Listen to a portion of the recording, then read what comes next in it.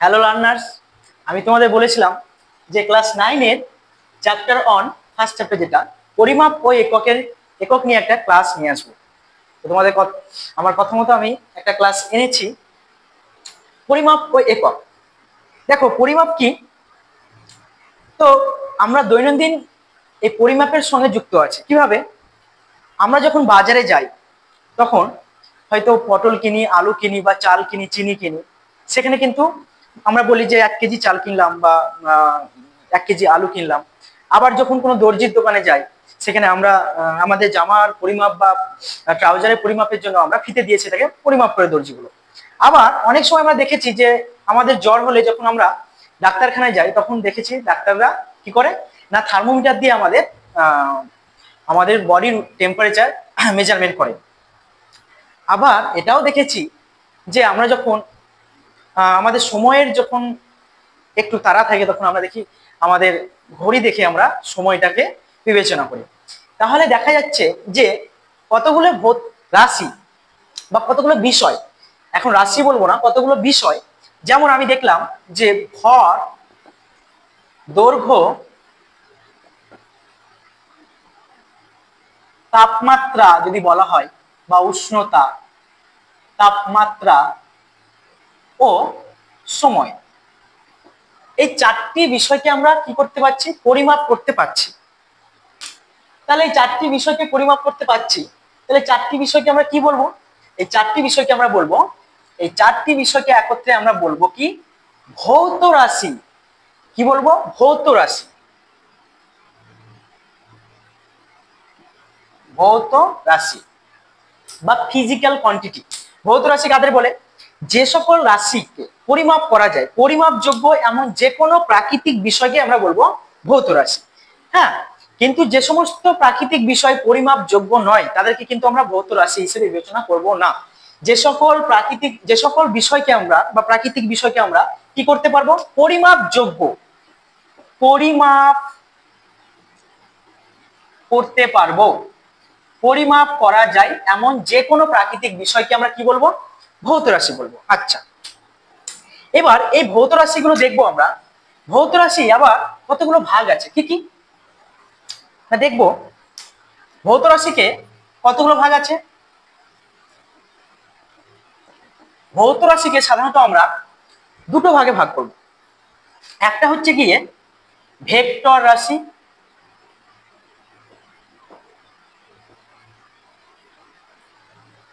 আর একটা হচ্ছে গিয়ে স্কেলার রাশি।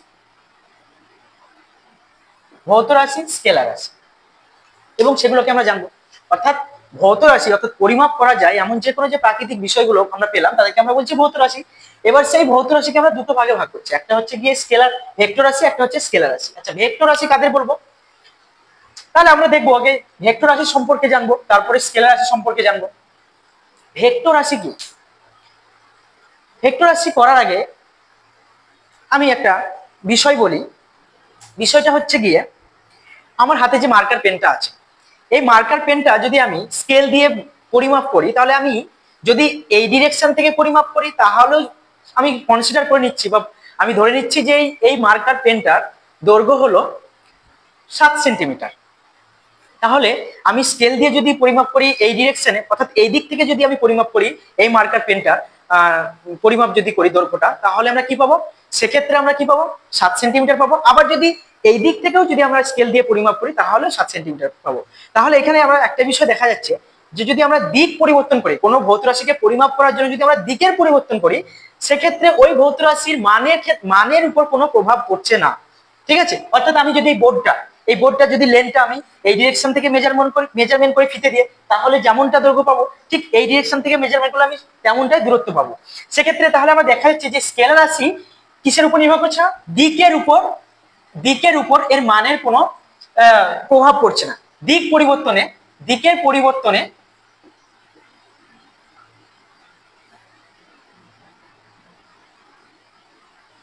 পরিবর্তনে মানের কোনো প্রভাব পড়ছে না।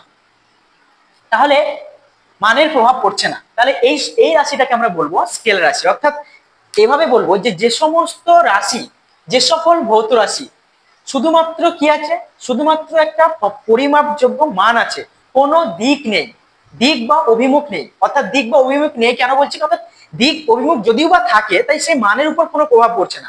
দিক অভিমুখ পরিবর্তন করলে তার মানের উপর কোনো প্রভাব পড়ছে না, তাই এরা হচ্ছে গিয়ে স্কেলার রাশি। বুঝালো?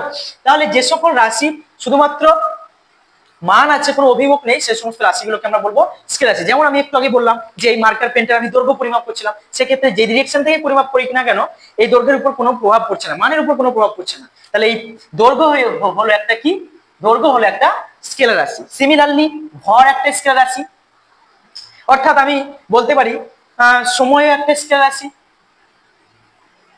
দৈর্ঘ্য, ভর, সময় এগুলো সবই হচ্ছে গিয়ে একটা স্কেলার রাশি। আচ্ছা, এবার দেখবো যে ভেক্টর রাশি কি। ভেক্টর রাশিটা ঠিক তার বিপরীতটা কিরকম, অর্থাৎ যে সমস্ত রাশি পরিমাপ করলে তার অভিমুখ মান পরিবর্তন হয় অভিমুখের পরিবর্তনের সঙ্গে সঙ্গে, অর্থাৎ যে সকল ভৌত রাশির মান এবং অভিমুখ দুই আছে তাদেরকে আমরা বলবো ভেক্টর রাশি। তাহলে সেই ভেক্টর রাশির মান পরিবর্তন, দিক পরিবর্তন হলে কি হচ্ছে না ওই রাশিটার মানের পরিবর্তন ঘটবে। যেমনটা আমি বলি, যদি আমি একটা উদাহরণ লিখছি, ভরবেগ। ভরবেগ একটা ভেক্টর রাশি। আচ্ছা, ভরবেগ কি, কোনো বস্তুর উপর বল প্রয়োগ করলে যদি বস্তুর গতীয় ধর্মের সঙ্গে সঙ্গে ভরের সঙ্গে গতীয় ধর্মের পরিবর্তন হয় তখন সেটাকে ভরবেগ বলে। অর্থাৎ ভর ও বেগের গুণফল হচ্ছে ভরবেগ। তাহলে আমি কোনো একটা ফুটবল হোক বা কোনো একটা বস্তুকে যদি আমি এই ডিরেকশনে কিক করি, তাহলে বা এই ডিরেকশনে বস্তুর উপর যদি একটা বল প্রয়োগ করি তাহলে কি হবে, বস্তুর কি হবে, যদি আমি মার্কারটার উপর, এই মার্কারটার উপর যদি আমি এই ডিরেকশনে একটা বল প্রয়োগ করি তাহলে মার্কারের ভরবেগের পরিবর্তন কোন দিকে ঘটবে, বল প্রয়োগের ঠিক যেদিকে বল প্রয়োগ করছি তার অভিমুখে ঘটবে। সিমিলারলি আমি বলের ডিরেকশনটা যদি পরিবর্তন করি, অর্থাৎ আমি এই ডিরেকশনে বল প্রয়োগ করছিলাম, এখন আমি কি করব, এই ডিরেকশনে বল প্রয়োগ করব, তাহলে কি হবে, তাহলে কি ভরবেগের পরিবর্তন উল্টো দিকে ঘটছে না, ভরবেগের পরিবর্তনও ঘটছে উল্টো দিকে। তাহলে এই ক্ষেত্রে দেখা যাচ্ছে যে ভরবেগ হলো একটা ভেক্টর রাশি, কারণ কি তার অভিমুখ পরিবর্তনের সঙ্গে সঙ্গে মানেরও পরিবর্তন ঘটতে পারে, তার জন্য ভরবেগ হলো একটা ভেক্টর রাশি। এছাড়া আরো ভেক্টর রাশি আছে, সরণ একটা ভেক্টর রাশি, তারপরে আমাদের বেগ একটা ভেক্টর রাশি, বল নিজে একটা ভেক্টর রাশি, এগুলো হচ্ছে সব আমাদের ভেক্টর রাশি। ক্লিয়ার? তাহলে ভেক্টর রাশি আমরা দেখলাম। আচ্ছা, আর একটা মেন পয়েন্ট যেটা ভেক্টর রাশি আর স্কেলার রাশির জন্য, এটা তো গেল মান এবং দিকের ব্যাপার। আর একটা মেন যেটা পয়েন্ট আছে সেটা হচ্ছে বীজগাণিতিক যোগফল, গুণফল, ভাগফল। অর্থাৎ স্কেলার রাশির ক্ষেত্রে কি হয়, স্কেলার রাশির ক্ষেত্রে বীজগাণিতিক, সাধারণ বীজগাণিতিক নিয়মে কি হয়, এদের যোগফল বা আমরা বিয়োগফল হোক, যোগফল হোক বা গুণফল আমরা সাধারণ বীজগাণিতিক নিয়মে আমরা করতে পারি, সাধারণ বীজ গণিত নিয়মে আমরা করতে পারি। কিন্তু সেক্ষেত্রে ভেক্টর ক্ষেত্রে বিষয়টা একটু আলাদা।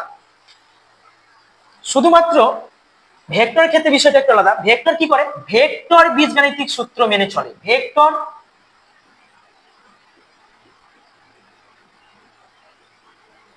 ভেক্টর বীজগণিত সূত্র মেনে চলে, ভেক্টর রাশির যোগফল বিয়োগফল ভেক্টর বীজগণিত সূত্র মেনে চলে। তার মানে এখানে একটা জিনিস আমাদের ক্লিয়ার হলো যে কোন রাশির শুধুমাত্র যে অভিমুখ আছে, মান এবং অভিমুখ দুটোই আছে, তার মানে সেটা ভেক্টর রাশি, এরকম কিন্তু করতে হবে না। এইটা মাস্ট স্যাটিসফাই হতেই হবে, এই শর্তটা কিন্তু পূর্ণ হতে হবেই। যেমন আমি বলি চাপ, চাপের নির্দিষ্ট দিক আছে, চাপের মান ও দিক দুটোই আছে, তা সত্ত্বেও চাপ হচ্ছে একটা স্কেলার রাশি। কারণ কি, কারণ হচ্ছে চাপের যে যোগফল, চাপ রাশিটার যে যোগফল, ভাগফল বা গুণফল হোক না কেন, সেটা কিন্তু সাধারণ বীজগণিত নিয়ম মেনে চলে।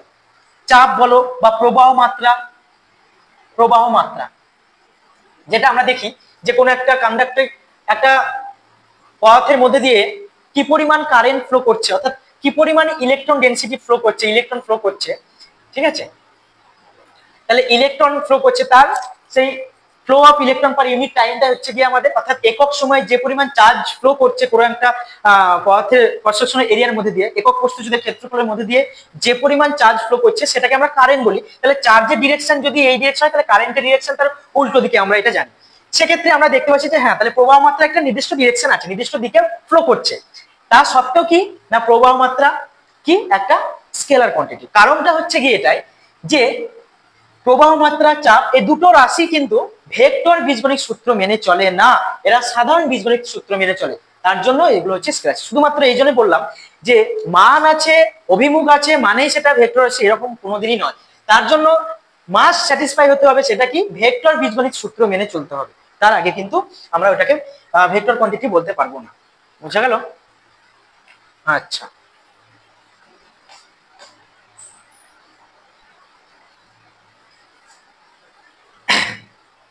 এবার আসি একক। আচ্ছা, একক দরকার কেন পড়লো এ বিষয়ে একটা গল্প যদি বলা যায় তো ঠিক এইভাবে বলা যায়। সাপোজ কেউ আমাকে বললো যে বাজারে যাও, দিয়ে চিনি নিয়ে এসো। আচ্ছা, আমি বাজারে গেলাম দিয়ে চিনিও দোকানে গিয়ে আমি বললাম চিনি দাও। দোকানে আমার দিকে তাকিয়ে থাকবে, দোকানে একটা প্রশ্ন অর্থাৎ কোশ্চেন সূচক আকারে আমার দিকে তাকিয়ে থাকবে। আমি চিনি দাও বলছি, খুব সুন্দরভাবে বাংলা ভাষায় বলছি আমাকে চিনি দাও, তবু কিন্তু দোকানে আমার দিকে চেয়ে থাকবে, প্রশ্ন এক বোধক একটা চোখে বা দৃষ্টিতে আমার দিকে চেয়ে থাকবে। কারণ কি, চিনি দাও বলছি কিন্তু কত পরিমাণ চিনি নেব সেটা কিন্তু আমি এখনো ক্লিয়ার করিনি, কি পরিমাণ চিনি নেব। তাহলে যে আমাকে বাজারে যেতে বললো বা বাজারে পাঠালো যে চিনি নিয়ে এসো, সে তো প্রথমে একটা ভুল করেছে। কি ভুল না, সে আমাকে বলেনি কি পরিমাণ চিনি নেবো, কত পরিমাণ চিনি নেব, এবং আমিও জিজ্ঞাসা করিনি যে কি পরিমাণ চিনি নেব। অর্থাৎ এককের প্রয়োজনীয়তা এলো এখানেই, যাতে এই বিভ্রান্তি দূর হয় তার জন্য এককের প্রয়োজনীয়তা এলো। কি হবে, অর্থাৎ কোনো একটা ভৌত রাশিকে পরিমাপ তো করলাম, ঠিক আছে, সেই পরিমাপ করার জন্য তার একটা প্রমাণ মানকে ধরে একটা প্রমাণ মান ধরা হয়, প্রমাণ মান, সেই ভৌত রাশিটাকে কি করা হয়, পরিমাপ করা হয়, বা আমরা ওই ভৌত রাশিটাকে প্রকাশ করি তার প্রমাণ মান ধরে। ভৌত যে কোনো একটা ভৌত রাশিকে তার একটা প্রমাণ মান ধরে প্রকাশ করি। সেই প্রমাণ মান, সেই প্রমাণ ওই ভৌত রাশির পরিমাপটাই হচ্ছে, প্রমাণ মানের পরিমাপটাই হচ্ছে গিয়ে ওই ভৌত রাশির একক। আবার বলছি, ওই যে ভৌত রাশির প্রমাণ মানটা পরিমাপ করার জন্য যে প্রমাণ মানটা, সেই প্রমাণ মানটাই হচ্ছে গিয়ে ওই ভৌত রাশির একক। তাহলে ভৌত রাশির একক যদি আমরা বলি, তাহলে পরিমাপ করার জন্য আমাদের যেটা প্রয়োজন সেটা হচ্ছে গিয়ে, ভৌত রাশিকে আমরা কিভাবে পরিমাপ করি না, ভৌত রাশির অ্যাকচুয়ালি যদি আমরা ভৌত রাশি যে কোনো একটা ভৌত রাশিকে যদি আমরা পরিমাপ করতে হয় তাহলে আমাদের কি করতে হয়, ওই ভৌত রাশির সাংখ্যমানটা নেওয়া হয়, অর্থাৎ সাংখ্যমান, সাংখ্যমান গণিত একক। অর্থাৎ কোনো ভৌত রাশিকে যদি আমরা প্রকাশ করি, সুন্দরভাবে প্রকাশ করি, হ্যাঁ, তাহলে আমাদের ওই ভৌত রাশির একটা সাংখ্যমান নেওয়া হয় বা একটা মান নেওয়া হয়, যেটাকে ম্যাগনিটিউডে বলতে পারি আমরা, আর তার পাশে তার এককটাকে গুণ করা হয়, তাহলে হয়ে যাবে কি, সুন্দরভাবে প্রকাশ করা হয়ে গেল ভৌত রাশি। যেমন আমি বললাম 5, এবার এটা হচ্ছে ওই ভৌত রাশি তার চিনি, এই চিনি যে ভৌত রাশি তার হচ্ছে গিয়ে কি, এটা হচ্ছে গিয়ে সাংখ্যমান। এবার এর সঙ্গে যখন আমি জুড়ে দিব কি 5 কেজি, তখন হয়ে গেল খুব সুন্দরভাবে এটাকে প্রকাশ করা হয়ে গেল 5 কেজি চিনি। দোকানি আর আমার দিকে তাকিয়েও থাকবে না, সুন্দরভাবে দোকানি আমাকে কি করবে, 5 কেজি চিনি দিয়ে দেবে। তাহলে এই কেজিটা হচ্ছে গিয়ে ভৌত রাশিটার একক। তাহলে এককের প্রয়োজনীয়তা এখানে বোঝা যাচ্ছে। তাহলে একক ছাড়া কোনো, এককের প্রয়োজনীয়তা হলো এখানে যে একক ছাড়া কোনো ভৌত রাশিকে আমরা প্রকাশ করতে পারবো না। Without unit we can not measure the physical quantity. এবার আমরা দেখব যে এই একক কিরকম হয়। একককে আবার আমরা গঠনগত দিক থেকে আর কি একককে দুটো ভাগে ভাগ করা হয়েছে। একটা হচ্ছে গিয়ে কি মৌলিক একক, আর একটা হচ্ছে গিয়ে লব্ধ একক। মৌলিক একক আর লব্ধ একক। দেখো মৌলিক একক গুলো কি বলি।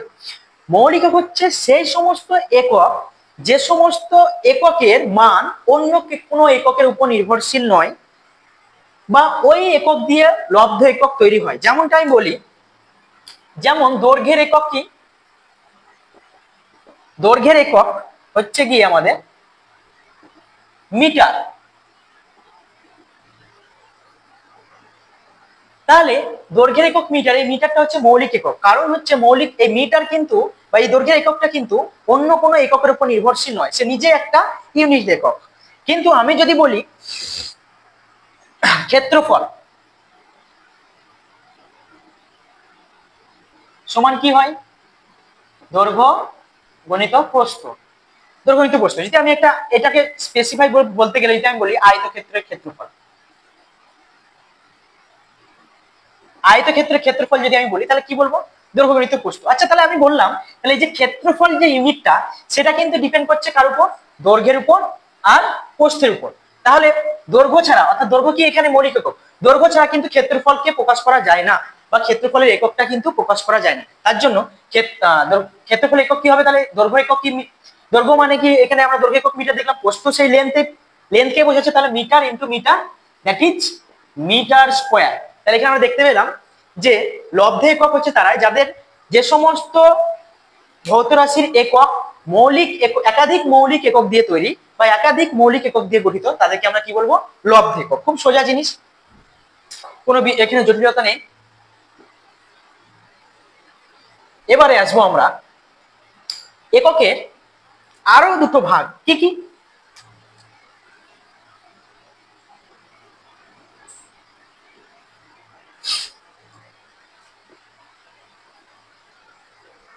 একটা হচ্ছে গিয়ে সিজিএস একক আর একটা হচ্ছে গিয়ে এসআই একক। সেন্টিমিটার গ্রাম সেকেন্ড, এটা হচ্ছে গিয়ে স্ট্যান্ডার্ড সিস্টেম ইউনাইটেড, আর এটা হচ্ছে সিস্টেম ফ্রান্স। অর্থাৎ সিজিএস হচ্ছে গিয়ে, সিজিএস এ কি করা হয়, দৈর্ঘ্যকে সেন্টিমিটারে প্রকাশ করা হয়, ভরকে গ্রামে এবং সময়কে সেকেন্ডে প্রকাশ করা হয়। অর্থাৎ এই প্রত্যেকটা কোয়ান্টিটির এককের প্রথম লেটার দিয়ে সিজিএস ইউনিটটা তৈরি হয়েছে। এবার বিষয় হচ্ছে এই যে সিস্টেম ইউনাইটেড এসআই ইউনিট, এটা কেন এলো না, সমস্ত হোল কান্ট্রি, মানে আমি বলতে চাইছি যে বিশ্বের সমস্ত দেশের একককে একটা সমতা আনার জন্য, সমতা বলতে আমি বলতে চাইছি যে বিশ্বে যতগুলো কান্ট্রি আছে তাদের প্রত্যেকটা কান্ট্রির একক যাতে একটা ইকুইভ্যালেন্ট একক হয়, যাদের সমস্ত একক দিয়ে যেন তারা বোঝে আর কি, যে বেশি হোক না কেন একটা ইউনিট হবে যেটা হচ্ছে স্ট্যান্ডার্ড ইউনিট। সেই স্ট্যান্ডার্ড ইউনিটটা হচ্ছে কি আমাদের এসআই ইউনিট, যেটা দিয়ে পুরো সমস্ত হোল কান্ট্রি আর কি করে তাদের ভৌত রাশিগুলোকে প্রকাশ করে, সেই এসআই ইউনিট। যেখানে আমরা দেখবো যে এসআই ইউনিটে ভর হবে গিয়ে কি, ভর হবে গিয়ে কেজি, এবং দৈর্ঘ্য হবে মিটার, আর সময় হবে সেকেন্ড। আচ্ছা তাহলে ভর কেজি, দৈর্ঘ্য, সময়, এদিকে কেজি মিটার সেকেন্ড। এবার আমাদেরকে কতগুলো ভৌত রাশি, এই যে এককগুলো বললাম সিজিএস, এবার কতগুলো ভৌত রাশি আছে যাদের এসআই একক আমাদেরকে জানতে হয়, ঠিক আছে?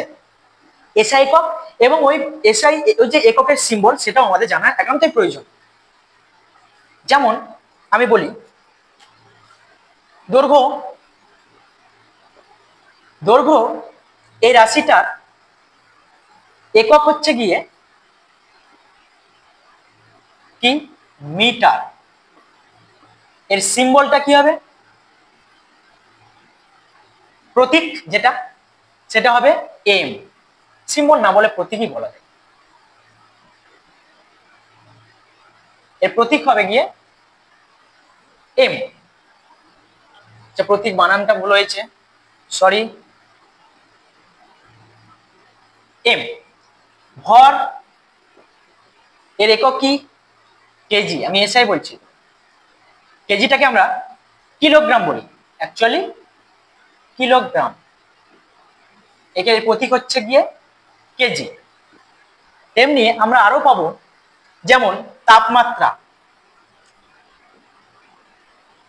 তাপমাত্রাকে আমরা কি করি, এটাকে আমরা কেলভিন দিয়ে পরিমাপ করি, কেলভিন, এটাকে কে দ্বারা ডিনোট করা হয়। পরমাণুর সংখ্যা,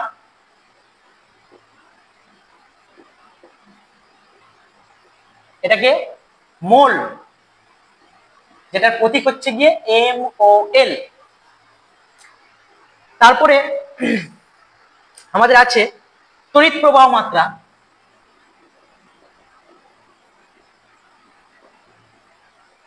যার একক হচ্ছে অ্যাম্পিয়ার, সায়েন্টিস্টের একটা নাম, একে আমরা ডিনোট করি এ। এইরকম কতগুলো ভৌত রাশি আছে যাদের এসআই একক এবং প্রতীক আমাদের জানা একান্তই প্রয়োজন। তাহলে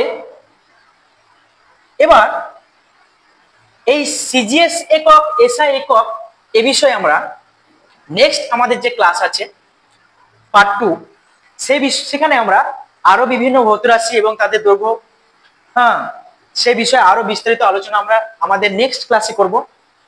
তো তোমাদেরকে কেমন লাগলো এই ক্লাসটা অবশ্যই কমেন্টে জানাবে। তোমরা তোমাদের ডিমান্ডটা জানাবে, সেই ডিমান্ড মতো আমি আমার সাধ্য মতো আর কি করব। আর একটা বিষয়, যদি এই ক্লাসে কোনো রকম ভুল ত্রুটি হয় অবশ্যই কমেন্টে জানাবে, সেটা আমি পরের বার সেটা শুধরে দেবো। ভুল মানুষ মাত্রই হবে।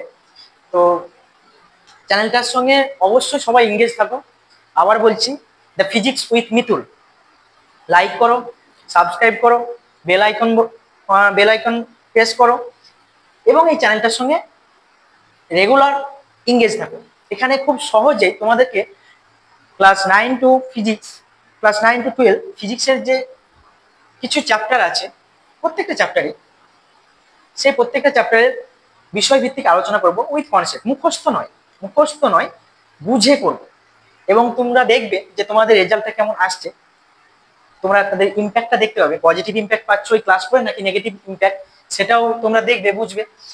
এবং ক্লাসটা কেমন লাগলো অবশ্যই জানাবে, অবশ্যই জানাবে। যদি তোমরা জানাও তবে পরবর্তী ক্লাসটা করার জন্য আমার যে একটা আগ্রহটা আরো জন্মাবে।